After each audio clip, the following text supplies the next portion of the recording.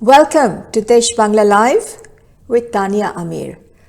Today I have the honor and pleasure of having with me as my guest Ambassador Bashuti Mukherjee. She holds a degree in history from University of Delhi and another one from Sorbonne University on French history and civilization. Welcome, Bashuti ji. Thank you for being on our show. You, of course, joined the Indian Foreign Service in 1976 and served as the ambassador to UNESCO and Netherlands, The Hague. You're a prolific writer and author. You have historical writings, and all of your books are bestsellers. Is that right? Yes, indeed, including the one on partition of Bengal, because my Yes, parents actually come from Dhaka, Bikrampur, of uh, course. And you're the East first Bengal. woman who was elected president of the Indian Habitat Center. Welcome. It's a pleasure Thank you to very have much. you on board. Same here. Thank you very much. You said your parents were from Bengal and you're observing the situation in Bangladesh. Um, you're Bengali yourself. How do you see and assess the situation? Well, my ancestors from both sides came from Dhaka, Bikrampur, which I have only visited once many years ago. But I still remember, and that's why I wrote the book, which was dedicated to my parents, that they always said that that part of Bengal, which was called East Bengal, Bangal, as we call it in our language, uh, had a syncretic culture of tolerance and understanding where language, culture, and civilization always mattered more than whatever was the religion of the person concerned. In other words, the connecting force was the Bangla, the history, the culture, the civilization, the literature, the theatre, the poetry, the food. Let's not forget we are all great foodies also. Uh, the music was taught both Tagore and Nazrul together from the age of 6. Um, that was a unifying syncretic culture which was supposed to distinguish this part of the world from everywhere else. To observe now what is happening is as painful for me as it would be for you, because it seems that that syncretic culture which our parents told us about either has been destroyed or was a dream or an illusion. I don't believe it was a dream and an illusion. I believe it existed. And I believe it can still be put together again.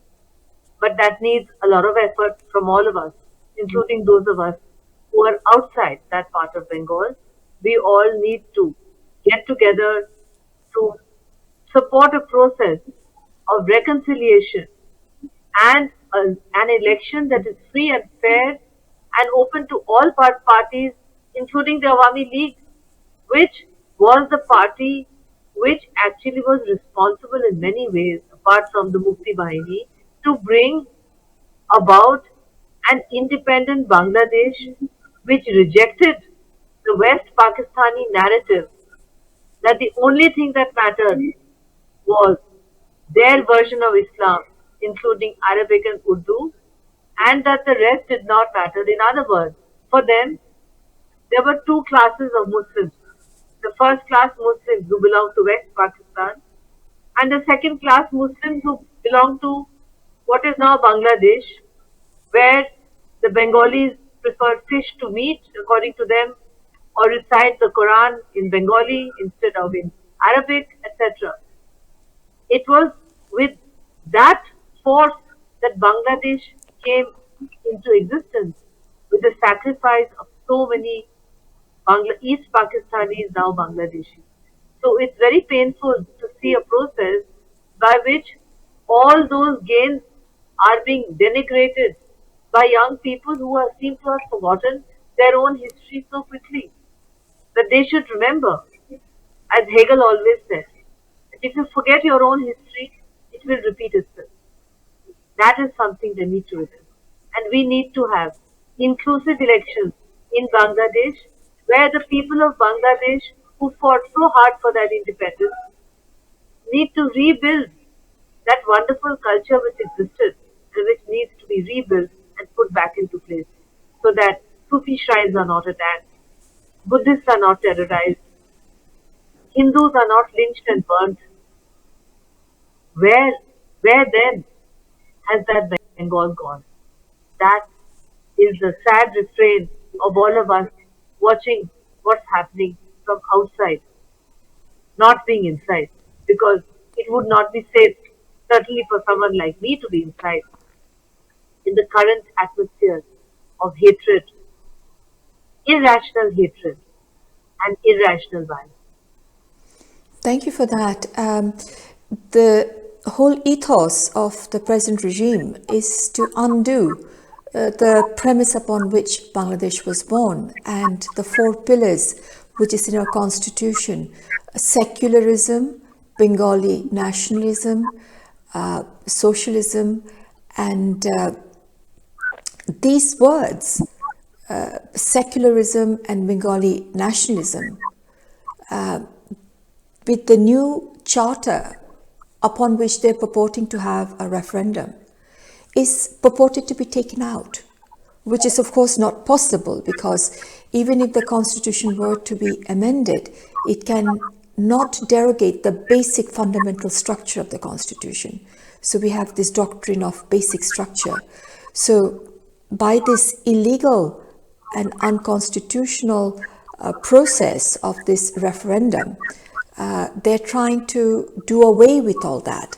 So majority Muslims gave themselves a constitution based on secular democracy, and that is at stake. And as you rightly pointed out, there seems to be a cultural genocide. I would like to, as a historian, I'd like your insight on this.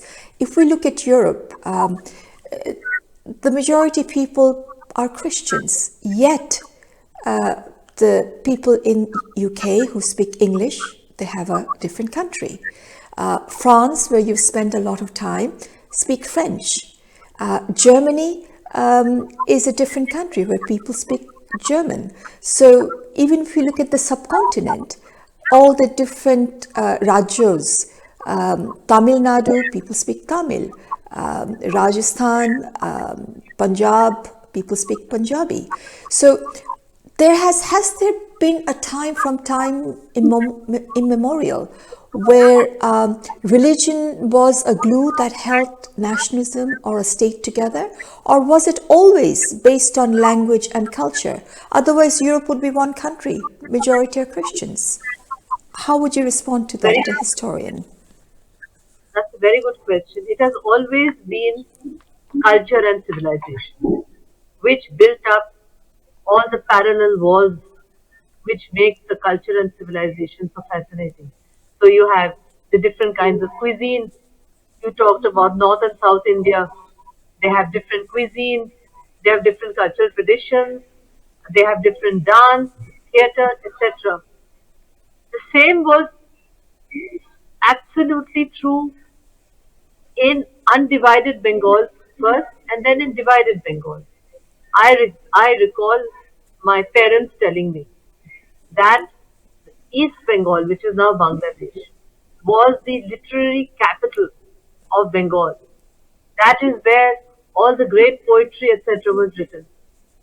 And I wonder if the new interim rulers of Bangladesh know that Nazrul Islam wrote Shama Shungit in worship of Kali. Beautiful songs which I sing myself. And then I sing Nazrul, which is completely Islamic version of his song. Then I sing Nazrul, which is Shama Shungit, and I tell my friends who can't believe it, I said it's written by the same person. He, in fact, represents that syncretic culture, both secular and national. In other words, he as a Muslim had no difficulty in writing songs in worship of another religion, and the music was beautiful.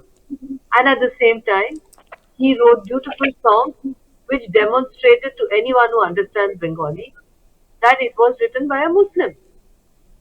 That was the uniqueness of Bengal's culture, which these people, these so-called interim rulers don't understand. The Sufi shrines or the great Kali temples or the Durga Pujas, they had taken and borrowed from Islam. If you look at Durga Puja itself, the whole question of the sacrifice of the goat on Nobumi Day, must have been had some Muslim influence in it. Because in those days it didn't matter. It was the culture that was important. And people borrowed from each other whatever they liked, whether it was the design of their clothes, or it was the books that they wrote, or the Jatra theatre tradition. It was all borrowed from each other. It was part of a synthetic, syncretic culture. And as I Absolutely. said, My ancestral home is from Kushtia. Rabindranath wrote his material for, which won him the Nobel Prize mostly from Kutibari in Kushtia, Shilaida. you can't do So you can't that do is also the birthplace of Lalun. And yes. that syncretic culture that you're talking about, when we were growing up as young children, we saw the Roth, Jatra, the pujas, the festivities of all different religions, and the language movement in 1952, where the Bengalis, the East Bengalis, we professed ourselves as Bengalis. So not based on religious identity. So it didn't matter whether you're a Christian or a Buddhist or a Hindu or a Muslim, you're a Bengali. And that unifying force, the cultural force, held the country together, and that gave birth to Bangladesh. The Desh, the country, is named based on the language and culture. So this unifying force was far stronger based on language and culture than any religion whatsoever. And the birth of Bangladesh is a living proof that nationalism cannot be based on religion. And the radicals, the Islamist, the Maududi, the political Islam, is having a gripe because they're not being able to accept that. And this is where Bangladesh is facing the crisis today. The tension between the secular republic and a republican character, and on the other hand, ruling through divine power, ruling through divine decree. So the extremist would like to profess that sovereignty belongs to Almighty, and they are representative of that power through which they want to rule. Whereas, as per our constitution, sovereignty belongs to the people, and Parliament, as people's representative, enacts the laws and the supremacy of the constitution. The Parliament will enact laws which is not repugnant to the constitution. So that's where the tension seems to be. And my sense is that historically, if we look at human civilization, it has always been, the unifying factor has always been, as in Europe, as in other parts of the world, where culture and language has held civilization together. And that is the glue which is the basis of any modern nation state, as we evolved to republics and modern nation states. From a historical perspective, how do you view this? Has there been any situation where a modern nation state evolved or survived based on religion alone?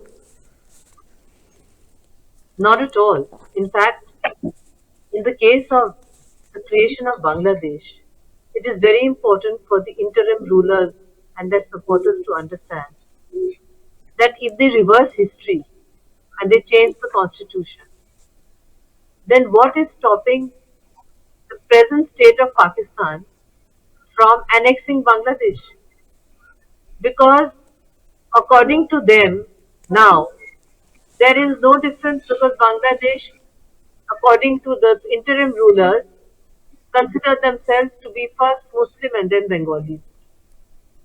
They are actually digging at the foundations of the Republic of Bangladesh, because it was the distinction between language, culture, civilization on one hand and religion on the other, and the language movement, as you rightly pointed out, which led to the creation of Bangladesh.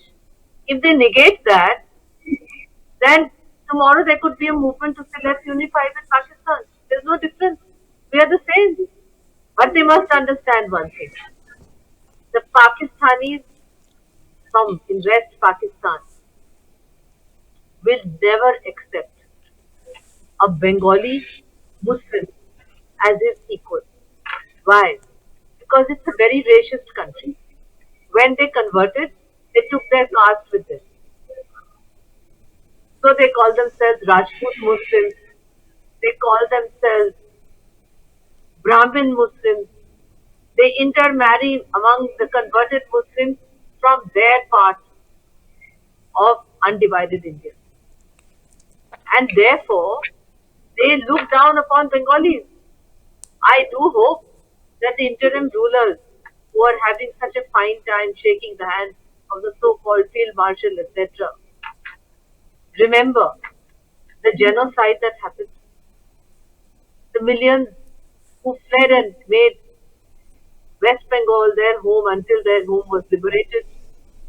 I hope they understand why the language movement started, and I also hope they understand that the pattern of conversion in West Pakistan was such that they believe they are the fair-skinned, superior Muslims who own the right to rule over what is now free independent Bangladesh. That is why the language movement started. That's why Sheikh Mujibur Rahman did what he did. That's why the Mukti Bahini did what they did. And that's why India played its own role to help, Of so course. that Bangladesh could be an independent nation based on self-respect, which they richly deserve, which all Bengalis deserve. They're not inferior to anyone. Bengalis are not inferior to anyone. That is something that's a given. They want to take away the word secular and Bengali nationalism. Then you look at the words of the Pakistani constitution and you ask yourself the question, where's the difference? They're trying to make it like the Pakistani constitution. Yes, that's exactly so, because Pakistan's constitution, they believe in the sovereignty, which they have written, sovereignty of Almighty Allah. Whereas here, the sovereignty belongs to the people. So Islam did not enter Bengal through the sword. It had reached Bengal through the words and the message of peace and love through the Sufi saints. So the Islam that in East Bengal we understand and embraced is not the aggressive, extremist understanding of Islam which is intolerant. Rather, the Islam that in East Bengal we understand and embrace is an Islam which is inclusive, which is tolerant, which is of equality, the message of equality, the message of peace, the message of love. So now, as you mentioned, and rightly so, that Pakistan may want to think that annex Bangladesh, the question doesn't arise. But I take your theme, and the theme is those who believe in this extremist Islam or the caliphate, they want to have a world government. They want to have a sovereignty which is based on the divine power, and as their representative on earth, they want to have a caliphate of some sort, whereby they want to govern majority Muslim countries and eventually, a world government, which is not it is actually, if you look at the party constitution of Jamaat-e-Islam, those elements are there. They actually say that they do not believe in the parliament's ability to enact laws or any temporal laws, because laws are given, and they want to establish that in a temporal world. Whereas most Bangladeshis do believe in religion, they do believe in Islam, but they make a distinction between the temporal world and the spiritual world.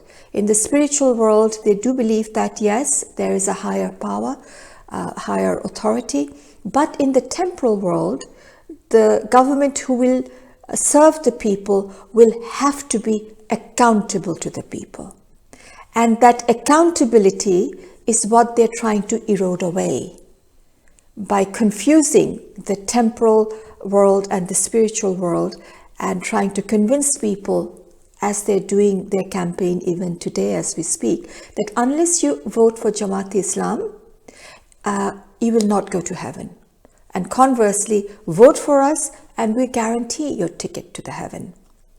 Any political party by definition will attract criticism, but any criticism you put forward to these Islamist parties, they see it as an affront to God, and they deem it as blasphemy.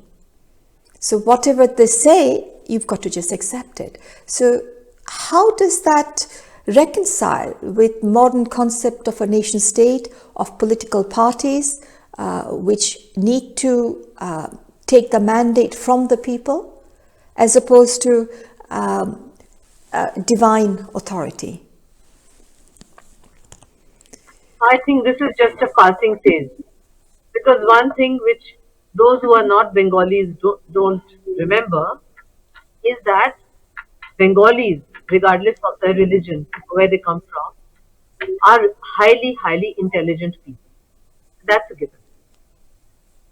Given their high IQ, it will not take them long to understand the difference between good governance based on the power of the people and accountability, and bad governance which leads to tyranny and dictatorship.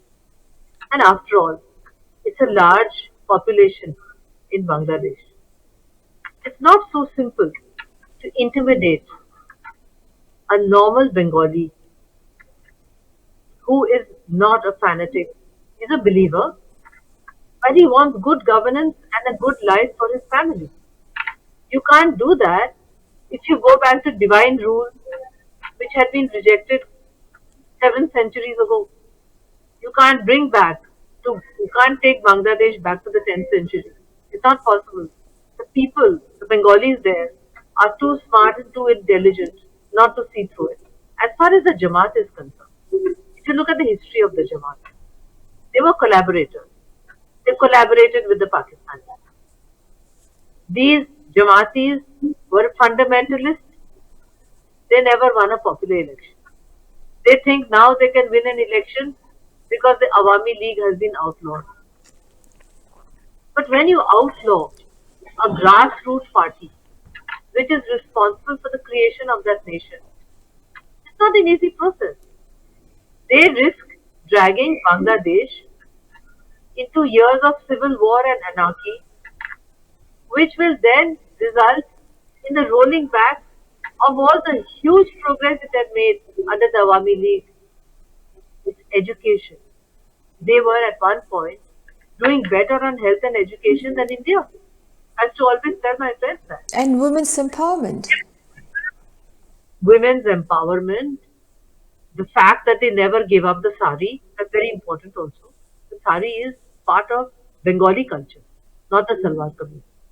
Then the way in which they were able to come out of the LDC status, remarkable.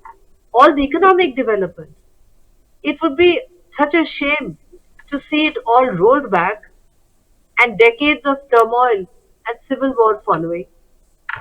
And in that process, if people try to flee across the border, we can't allow that either. It's not possible for us to absorb any more people in our overpopulated East. So in this civil war, there would be huge amount of bloodshed. People would have nowhere to go. And ultimately, what would happen? What happens in a revolution? If they would bring about such a revolution, it would not be successful. Ultimately, that revolution will devour its own children. That's what history teaches. That's what happened in the French Yes. Revolution. Of It course, will although devour they're it. although they're trying to portray this as a revolution, but Dr. Yunus himself said that it was meticulously planned, and he identified the mastermind. So I would like you to address that, if you will, please. That is it really a Well, revolution, or is it masterminded and meticulously planned? I wasn't talking about what has happened as a revolution. I'm saying what would happen if there were not free and inclusive elections would be a revolution because people would revolt. As far as Dr. Yunus is concerned, I met him many years ago when I was ambassador to UNESCO, and he had got the Grameen band going, which I thought was such an amazing thing. And he actually had dinner at my residence as ambassador. He even asked for Shoshevata March, which he said he really enjoyed. And it was a completely different Muhammad Yunus. There he was sitting with a completely secular group of people whom I had invited at his behest. He was talking about development of Bangladesh, the Grameen Bank, all the wonderful things that can happen in Bangladesh. He listened very carefully to what I told him about my family history and how I need to write the book, etc. And then I see this Muhammad Yunus and I hear him and I say, does he have a split personality? Or is he completely changed? Not at all. He has been bought over by the deep state. It is meticulously planned. It is meticulously planned by a deep state. That is why that Muhammad Yunus, whom I knew and who phoned me and said, আমি আপনার বাড়িতে কিন্তু সর্ষে butter মাছ আর মুড়ি ঘন্ট খাবো যেটা আমার most favorite dish, which means in English for your audience is fish head and fish, boneless fish cooked with mustard. Standard Bengali dish coming from my part of Bengal, which is your part of Bengal, that is Dhaka Bikrampur. And the way he was then, and he said, "Oh, আপনি tomato chutneyও বানিয়েছেন." And when I see him now, trying to bring about a theocratic state, which is completely different to what he had said at my house decades ago, then I understand that he has been bought over by the deep state. It's a deep state conspiracy. And how do we know that there is no master plan to keep him on as president of Bangladesh with a theocratic government which will overturn the constitution? So you would have a theocratic Bangladesh, and Yunus, as long as he's alive, because I believe he's pretty old, he must be because he wasn't that young when I met him in Paris. Yunus as the president. This is what people are saying. Because the Awami League outlawed, many people will not vote in protest. The Jamaat may then come into power by default. So Yes. that is what I was talking about, a revolution after that. In case that happens, then I surely understand. there would be. Thank you for sharing. But on those notes, we will come back. We need to go for a short break. Stay with us. We'll be back very soon. Thank you.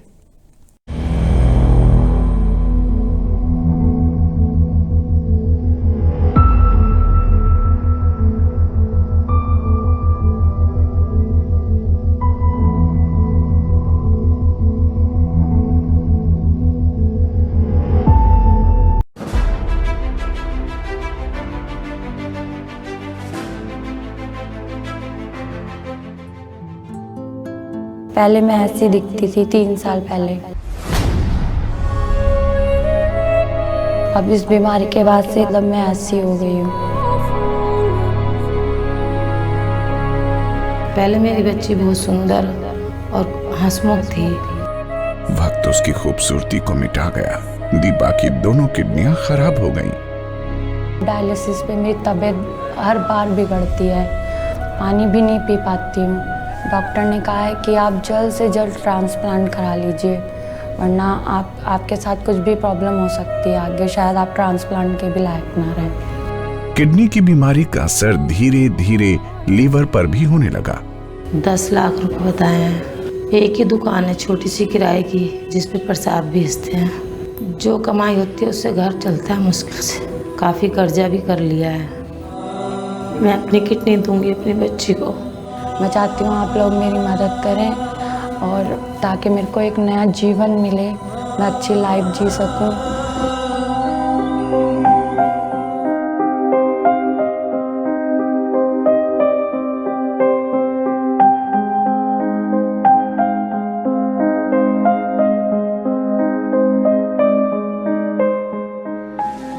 हम उदयपुर गए और उन्होंने हमारी गंगाराम में transplant के लिए जो पैसे दिए उससे हमारी हेल्प हुई।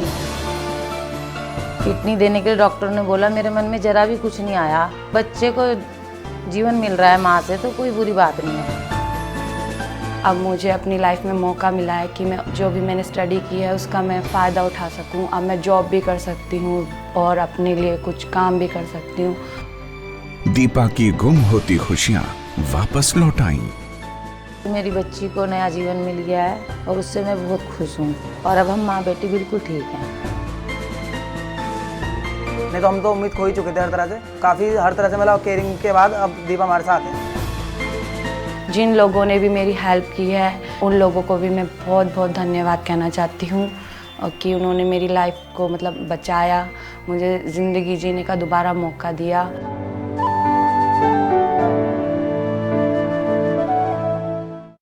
हमारा नाम अंजनेल है, हमारा डिस्ट्रिक्ट महबूब नगर, तेलंगाना।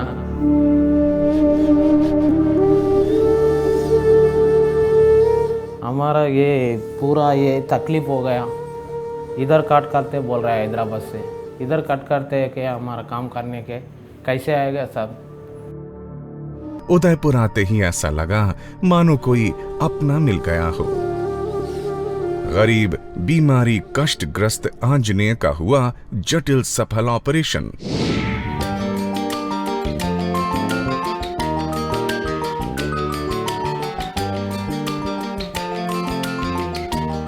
हमारा ये बीमार है, हमारा को इतना मोटा पैर है सर, इतना बीमार रहते वो निकल गया।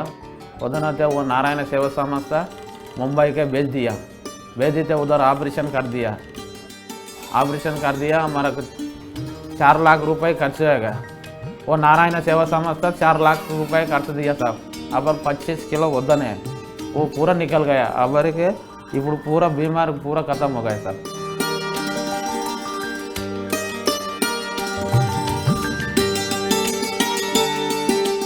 हस्बैंड पैर अंजनेलू, इतना पैर मोटा है, मुंबई से ऑपरेशन काट दिया। हमारा काम करने के चलने के अच्छा आएगा, अगर खोदने के दिक्कत नहीं है, हमारे चलने के अच्छा है।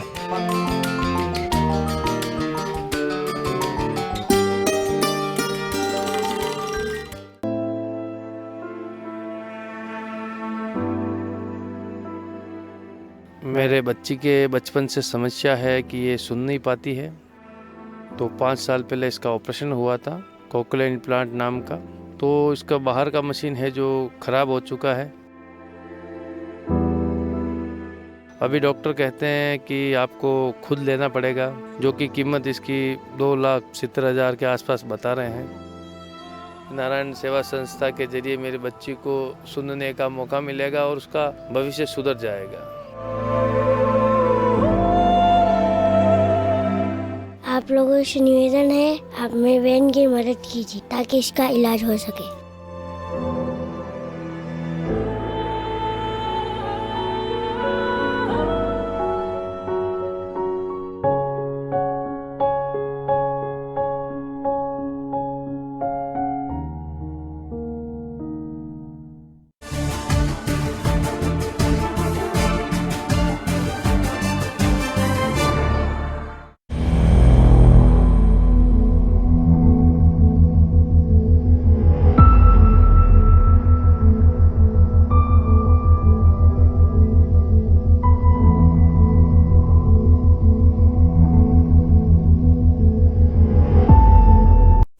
Thank you for remaining with us at MATV, channel of your choice. May I invite back my guest, Bashti ji, welcome back. Before the break, you were talking about shoshi ilish. This is a hilsa cooked in mustard, which is delicious. Even my mouth is watering listening to you. And you also talked about the tomato chutney. So despite this sort of interaction with Dr. Yunus, you were saying whether he has a split personality, and you were talking about the deep state. Would you like to expand upon it? Because today he seems to be riding upon these radical forces, because major parties, neither the Awami League nor the BNP is with him. So you also mentioned the deep state. Along with that, I'd like to ask you, is he himself a closet radical or not? Or is it just a split personality brought over by the deep state? Thank you. Well, when he came to Paris, at that time, we had the most amazing relationship with Bangladesh. And the chairman of the executive board of UNESCO suggested I host a dinner for him, which I did. And I spoke to him before the dinner. As I said, he ordered the menu, which he wanted a completely Bengali menu. And he specified that he wanted the mustard fish, he wanted the muri ghonto, which is fish head, he wanted the tomato chutney, which goes with it. And he even asked me whether I knew how to make malpua, which I said yes. So he said, I'll have malpua also. And it was a very amicable discussion with the staff ambassadors there, the American ambassador was there, the French ambassador, the French representative was there, so foreign office, etc., and the chairman of the UNESCO executive board. And we spent a lot of time discussing with him how he conceived of the Grameen Bank and his vision of a Bangladesh without poverty, which I thought was so amazing. And then he explained how the housewife is the center of the household in Bengal, which is very true. And he said that he conceived of the Grameen Bank in order to empower women and the householder. And he did not come across as a radical at all. In fact, he came across as a avuncular elderly relative of mine that I had known in my childhood from Bengali days.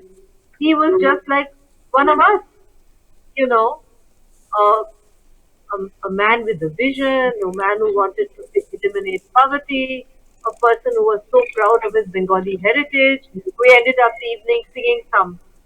He wanted me to sing Rabindra Sangeet, but I said I'll sing Nazrul Geet for you. He says, why? It's the same. Doesn't make any difference to me. So we sang both, and he joined it. So I don't think that he was radical at that time. I don't even think he's a split personality. I think over the years, he became embittered. Maybe he thought that his own country had not given him enough recognition, which actually it had. He had a very privileged position in Bangladesh, and he was an iconic figure, not just in Bangladesh, but in many developing countries, including in India. But when I hear him speak now, and I remember how he spoke then, there are only two conclusions. Either he's a split personality, which I don't think he is. I think he's been bought over by a deep state conspiracy which has promised him some big reward.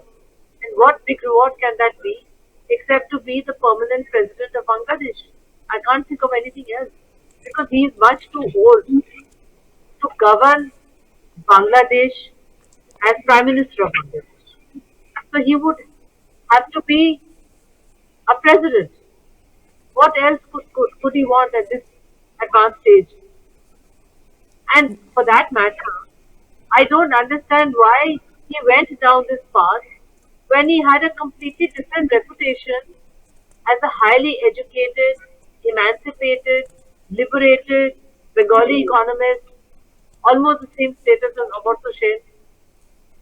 and with the respect that he commanded and the way he spoke about his dream of empowering the Bangladeshi woman by creating this Grameen Bank, which was then copied all over Africa.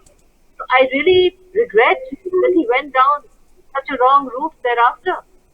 He need Yes, not which have. is very, very surprising. The repression against women, the moral policing that's going on, girls' football has been stopped. There is not a single condemnation by Dr. Yunus. When the young girls last year were raped, and he didn't bother to even go and see them at the hospitals. Now, coupled with that, which is also very difficult to reconcile, is that in his approach to empowerment of women, and his silence, and he's totally mum when the Women's Reform Commission, which he himself initiated, Nasreen was leading that. She was also attacked and assaulted verbally and otherwise. So the women's reform proposals were just totally shelved by him. And this is someone that he himself promoted, and he didn't stand by her or protect her. At the same time, Dr. Yunus passed a policy change, a legislation, so as to speak, whereby the teachers for music, culture, and physical education were removed from schools and colleges. Instead, clergies are to be appointed for religious education, not in consonant, not in complement to culture and music, but actually removing those subjects. So a child grows, when the mind blossoms, where you have music, dance, and physical education is so important for growing young adolescents and growing children. And those teachers are not to be appointed anymore. So this is actually something Dr. Yunus himself has done during the tenure, a short tenure of within the last 18 months. And that is irreconcilable to the description of the man that you're giving. So what happened? Can someone be just bought over and change colors just like that? It's totally irreconcilable. That image of the gentleman whom you hosted, had dinner in Paris at your home, and the gentleman who is now ruling Bangladesh and not defending the rights of women, the minorities, and offering impunity to the radicals, to the perpetrators. As soon as he came to power, he released all the convicts, the terrorists who were convicted.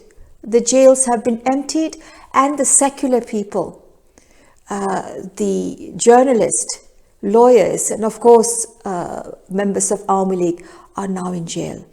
And the persecution is overwhelming. The whole country has become a jail, and those who were in jail, the radicals, the terrorists, the rapists, they have been released. And he seems to be riding on the strength of these dastardly extremist groups. How do you explain that? You've met him and you've known him personally. I think he's riding a tiger, and he will come to grief very soon. Because Muhammad Yunus, the way I met him and interacted with him, is a totally different person from the Muhammad Yunus of today that you have correctly described. Which can only mean either he's been radicalized, but it's difficult to do that because he has a very high IQ. So he's been bought over. And what on earth could have brought about that transformation? On one hand, I'm told that he has a deep-rooted hatred against the former Prime Minister of Bangladesh, which is totally irrational. That's what I've been told by some people. May or may not be true, you would know better. So would you say it's hatred that's eating him up? That's what some people say. I mean, I don't have any proof. I'm just recounting to you what others have told me. But more than that, people have said that he has agreed to this deep and devious plot of being the interim ruler at first and then the president for life, I suppose, whatever way it works out. And in the process, he would agree to a gradual Talibanization of Bangladesh. But he should know, being a Bengali, grassroots Bengali like you and me, that you can't Talibanize Bangladesh because that music you're talking about, that poetry, the jatra, and all the rest that comes with it is in the DNA of every Bengali. Absolutely. You can't execute each and every Bengali living there, and they will surely revolt. These are not simple people either. Bengalis are very complex people, which many outsiders don't understand. You cannot deal with them in this manner. You cannot Talibanize Bangladesh. It is not possible.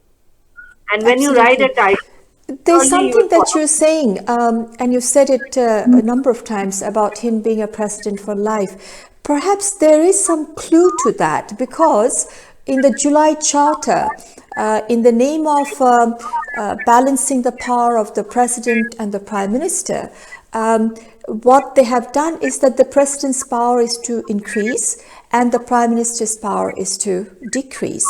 So as if the post of the president is very carefully being planned and nurtured. So the president, who is unelected, as per the July Charter, would have the right to appoint the governor of Bangladesh Bank, the chairman of the Energy Regulatory Commission. So these deal with oil and gas resources. So this would be something that would please the foreign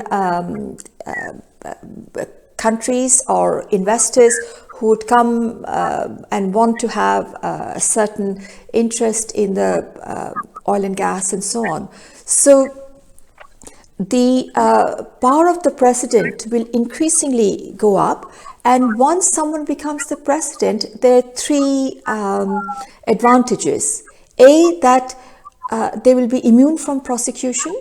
So Dr. Yunus, of course, sitting in power, has granted himself number of licenses like manpower export, digital wallet, university licenses, which is a total conflict of interest. He's granted himself these licenses. And of course, the allegations about his tax liabilities, which he has cancelled, and all the atrocities against the minorities, against various communities, and the deaths that have occurred in the last 18 months.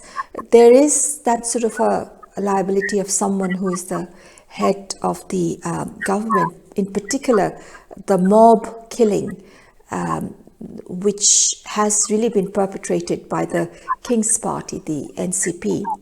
So once someone becomes the president, you'd be immune from all prosecution.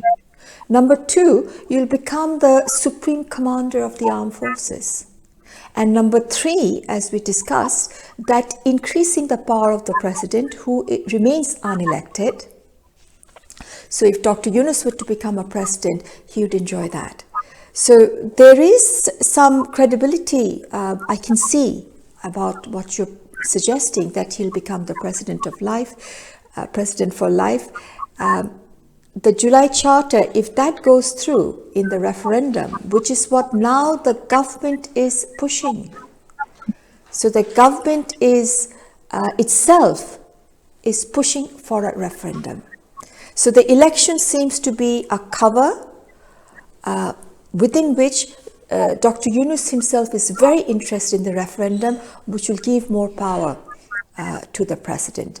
And lastly but not least, once the referendum goes through, it doesn't matter whether BNP or Jamaat comes to power. He can well say that now you become members of a constituent assembly. Your first task is to throw away the old constitution, which was secular and democratic, make a new constitution based on the referendum, and you will only take oath once the new constitution is in place. So it doesn't matter who wins. Dr. Yunus wins, and he becomes the president. Well, I think that there is one big problem that he has, which is that he doesn't have full control over the Bangladesh armed force. So this scenario can only unfold if he has full support of the armed force. First thing. Secondly, Bangladesh, unfortunately, has a history of assassination. He should be very careful of his security, because if he goes down this path, whereby he is effectively trying to Talibanize Bangladesh and move it towards the form of organized dictatorship, there would be strong pushback. Thirdly, there is no guarantee that he would win the referendum, because the referendum would be open to all, irrespective of party, which means that the vast majority of supporters of the Awami League would vote against it. And they should vote. They should not boycott. They should vote in overwhelming numbers and vote against it. And the referendum will not come through. So it's not that simple. And if the armed forces decide to get rid of him, they will get rid of him. Not the first time, after all. If you look at the history of Bangladesh since its independence, you've had a series of military coups. And why has that happened? Because the leader has been perceived to be unpopular, even when he was not. That's how they assassinated their founding fathers.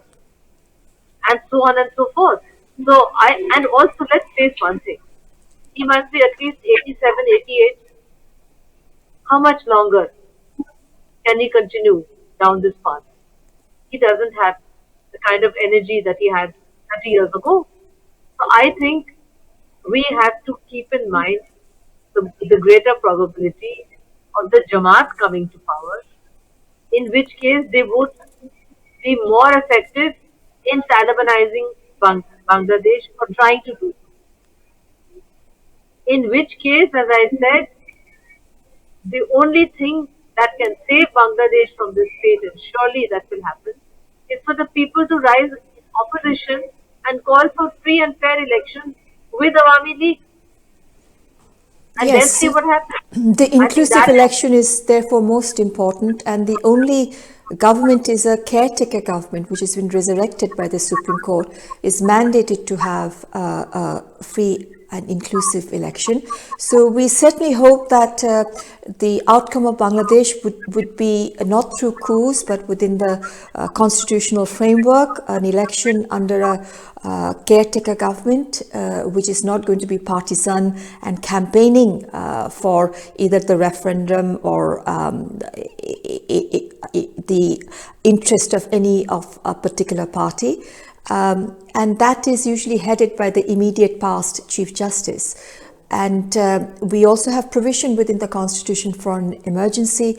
So we certainly hope that whatever the outcome is, it's within the framework of Constitution, because once we fall off the constitutional framework, it takes the people a very long time to bring back rule of law and constitutional governance. So with those notes, we are absolutely out of time. I would love to have you back again and for sharing the screen with me, with my audience. Thank you again. Goodbye. Thank you. Thank you very much. Joy Bangla. Joy Bangla. Thank you, viewers, for remaining with us. I hope you enjoyed the show as much as I did, my conversation with my special guest. Thank you.